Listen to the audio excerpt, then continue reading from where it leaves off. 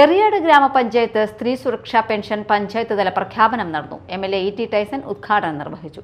Panchayat president അധ്യക്ഷത വഹിച്ച ചടങ്ങിൽ vice president Sara B Ummer, Mathilakam block panchayat president T.K. Ramesh Babu, block ചെയർപേഴ്സൺമാരായ A.P. സ്നേഹലത, K.A. ഷിഹാബ് എന്നിവർ സംസാരിച്ചു. മെമ്പർമാരും പൊതുജനങ്ങളും ചടങ്ങിൽ സന്നിഹിതരായിരുന്നു.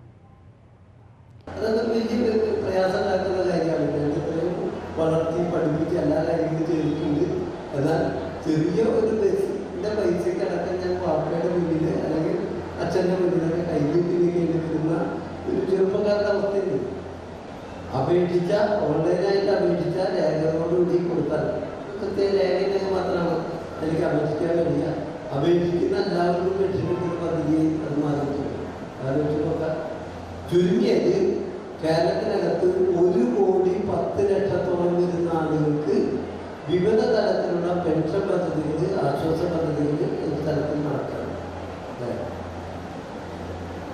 എത്രയാണ് ജനസംഖ്യ? നമ്മുടെ 3,60,00,000 പറയുന്നത്. ചിലർ 3,4 കോടി